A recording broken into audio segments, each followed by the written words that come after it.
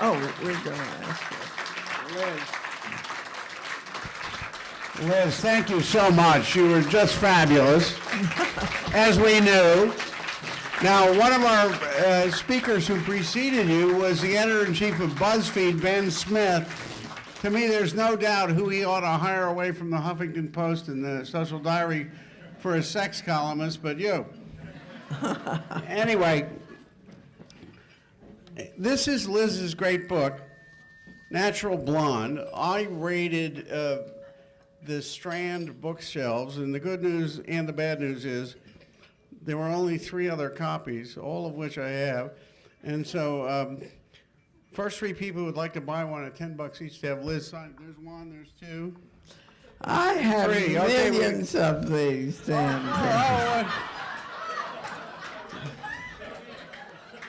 What was that? I'm sorry, I didn't hear that.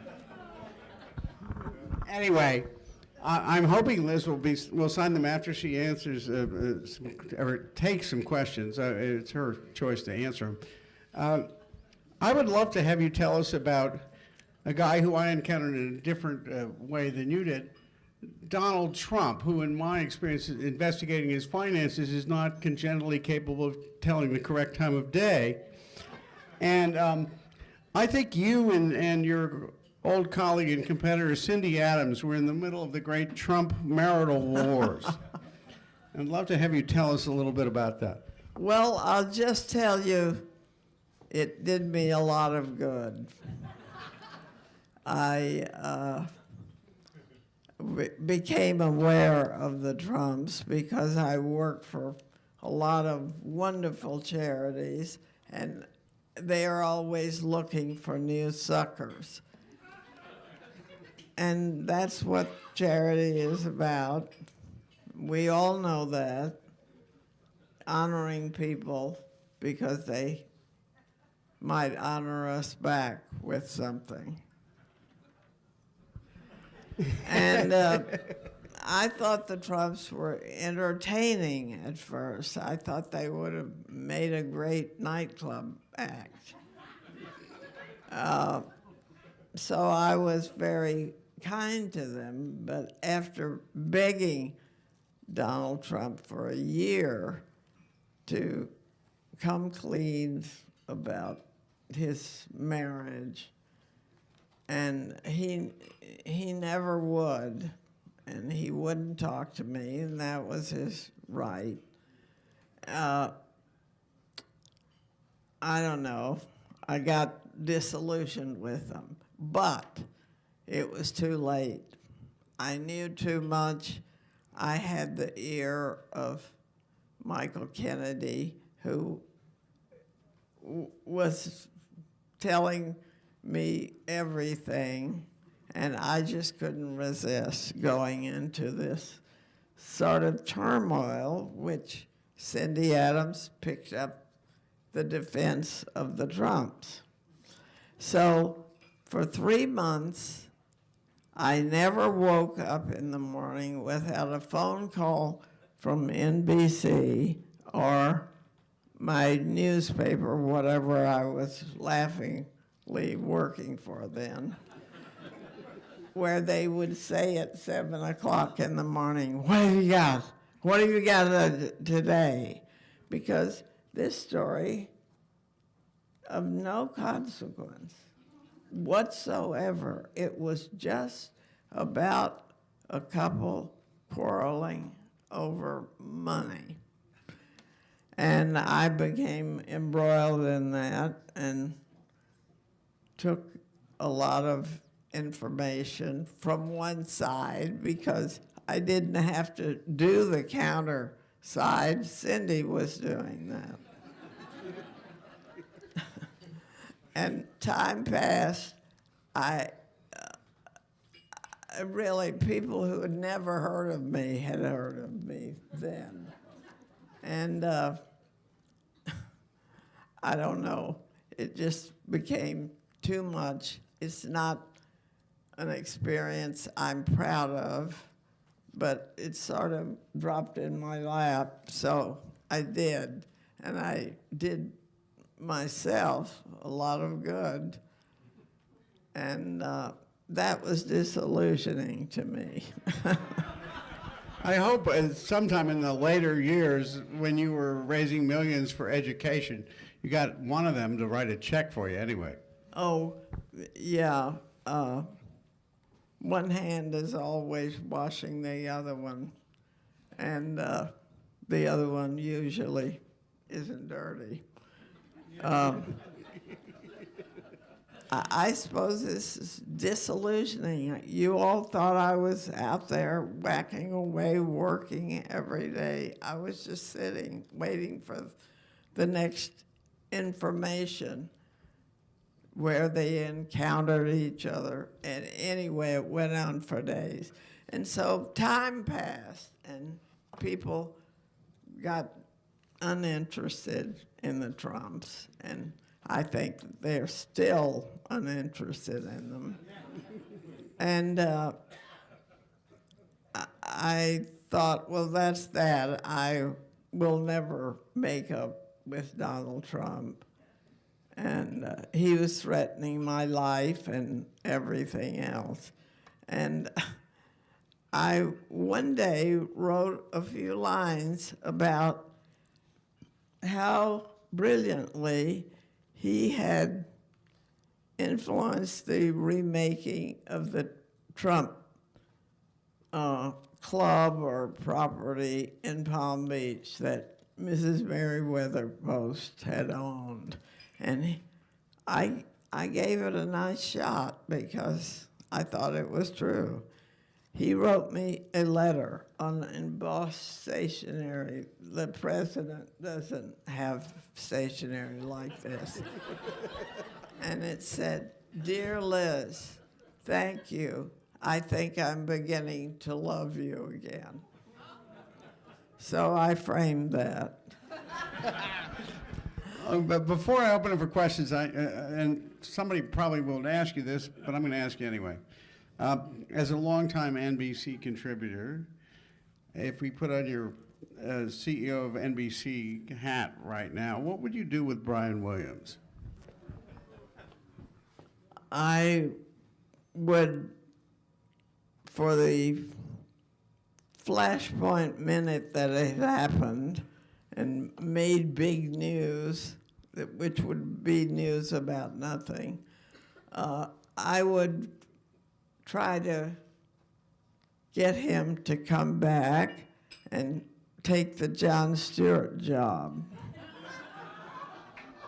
Because he's very funny, and he's smart, and he's a nice guy, and he just mistakenly made himself the hero of his own story.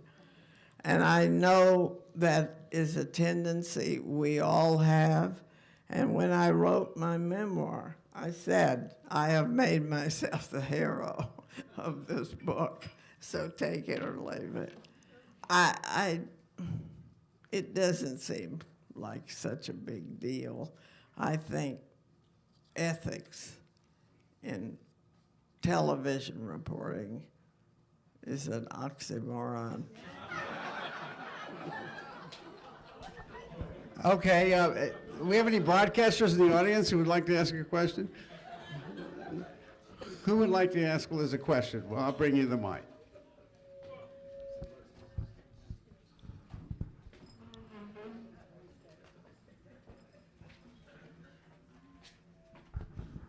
Well, you've known hundreds and hundreds of people. Who do you particularly admire and who do you particularly not admire?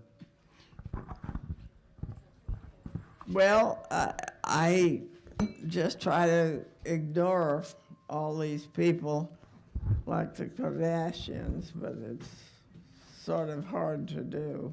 I mean, they should live and be well. If the country is full of idiots who want to know what they are selling, it's a free country.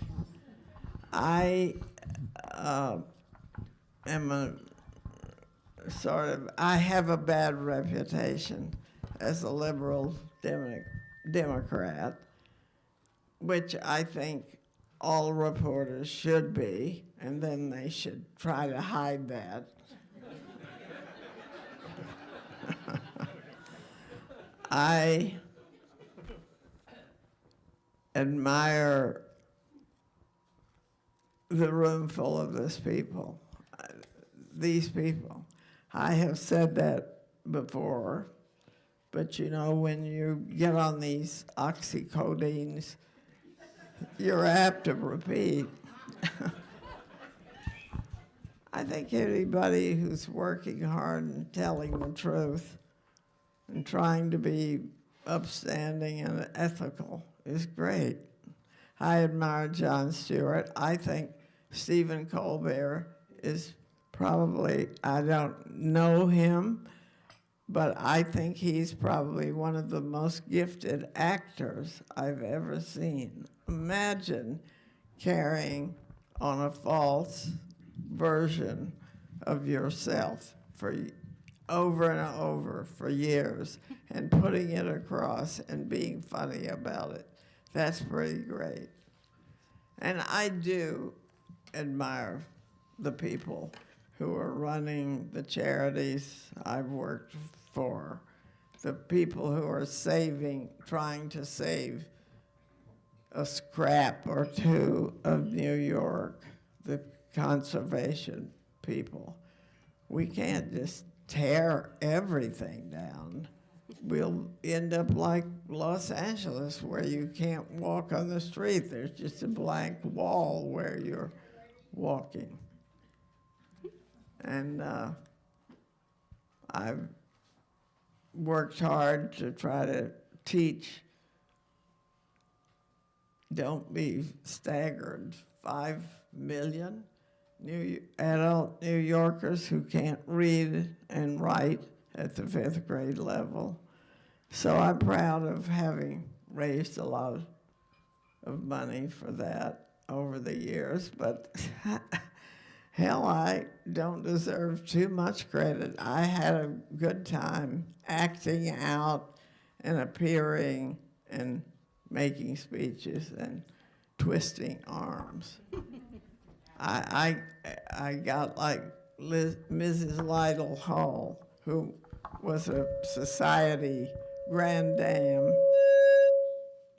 and they said, "Would you pose for a picture with so-and-so?" And she was one of those women who believed you should only be mentioned when, 3 times. And she said, "Oh, yes, I would pose with monkeys if it made any money for the Musicians Association." So people do bend over. They're very generous. And I always say you could buy a book for what you paid for lunch. So why is it so hard to give some money to people to teach them how to read and write? The most important thing, I think, next to saving lives. And as I said in the beginning, we don't know whether life is worth saving if we're going to live 142 years. What did you think? What did you think of Nick Kristof with The Weight of the New York Times reopening the Woody Allen story after 20 years? Wait, I'm sorry, I New York? didn't. What do I think about the New York Times? No, sorry. I think I'd die without the New York. No, the question was, what did you think of Nick Kristof of the New York Times reopening the Woody Allen story after 20 years? I think there are certain crimes that we've been overloaded with, overcovered. I guess there should be a statute of limitations on rounding up all of this and visiting on people who are worrying about how they're going to get to work the next day. I Liz? just want to forget that. I want to forget a lot of nasty things and move on. So that doesn't make me courageous or right. I'm glad there are people out there policing the New York Times, because it would definitely go off the rails without them. Liz, you mentioned that you worked for 5 newspapers. Who are the worst editors you ever worked for, and who are the best, and tell us why? Well, I could. This isn't going anywhere, is it? I had a very unhappy relationship with Mr. Cole Allen of the New York Post. One day I had a tip from Miss Haggerty and what's her name? Of course, names have escaped me.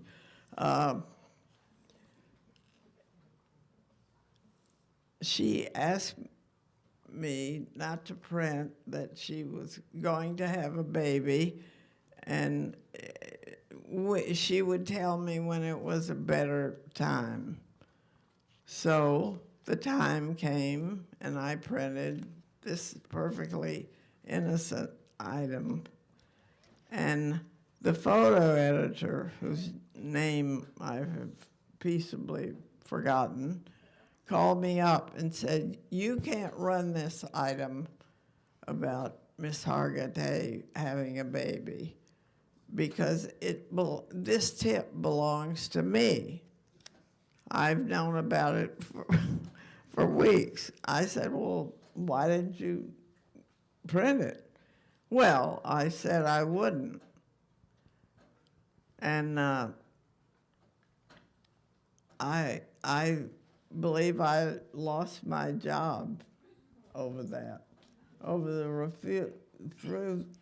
refusal to play ball with, be one of the guys at the Post who did favors for other guys. I don't say I haven't done plenty of libelous favors, but I didn't see why I shouldn't print that when I was already observing a long tradition of silence in order to please the actress. And Mr. Allen took the photographer's side in this. He never forgave me for not playing ball. So I took my ball and bat and went home. No, I didn't want to quit. I needed the salary, just like all people in journalism need their salaries. And I don't think the Post did themselves any good. What did they gain by letting me go at that point? So that's, but otherwise, my editors were all uniformly madly in love with me. And I with them, and I just had a ball working. Newsday was especially a wonderful place to work. And, but I've been lucky in my life. I've been fired from a lot of jobs, but every time I was fired, I would get a better job. So I was late coming to feminism because I had only worked for men, and it had worked splendidly for me. And Gloria Steinem finally said to me, Liz, your problem is you want to be the only Jew in the club. And I said, right. Okay, last question from, Hi, Liz.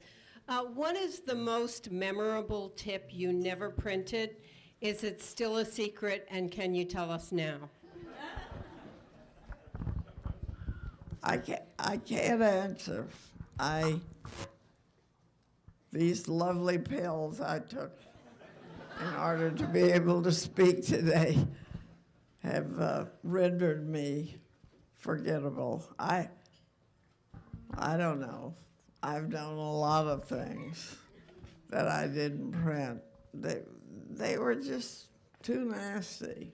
I didn't see them leading to anything. They weren't matters of national security. So I just used my own judgment.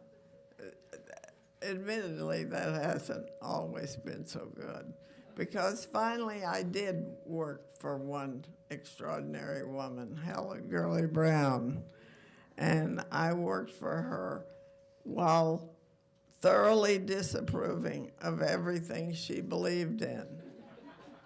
Marrying for money. That would have been good if I had rethought that. And Helen was intrigued by my point of view that I didn't want to climb on physical affairs just to get somewhere. So she kept me around as a curiosity for about 11 years.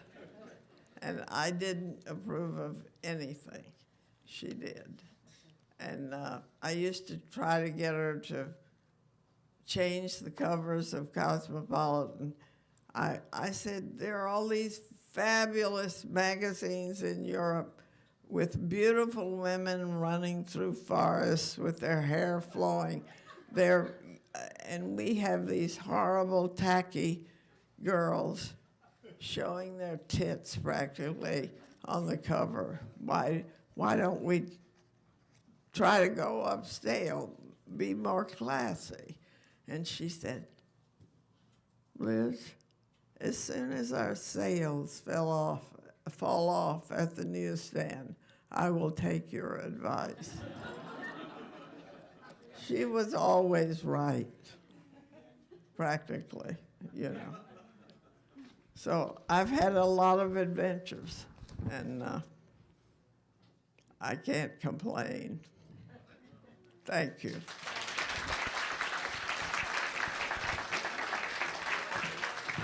thank you so much, Liz. You were absolutely fabulous, as we all knew you would be. We're so thrilled you're here. Well, I'd What- like to come back sometime when I'm normal. Well, we'd love to have you come back, and in fact, How The do you bo- get to be? well, you get to be, there's one way, there are two ways in. You can pay the money, or you can be a real journalist who speaks to the Silurians, and then you become a member. Here is your membership card to the Silurians. Oh, great. We'd love to have you back anytime you want to come. Well, could I pay a little bit of money so I don't feel so bad? Now, I have a couple of announcements. One, Mort Scheinman thought I might forget, but I have not. Those of you who have not paid your dues, we have plenty of opportunities to do that. Our first Vice President, Betsy Ashton, is waving your renewable name tag at me and asking you to put them in the silver bowl at the back. And finally, our next speaker on Wednesday, we're changing up the days, will be the public editor of the New York Times, Margaret Sullivan. And then, for a change, we actually have two speakers scheduled. On Tuesday, April 21st, it will be Neil Shapiro, the president of WNET, former president of NBC News. Thank you all for coming, and thank you, Liz. Thank you.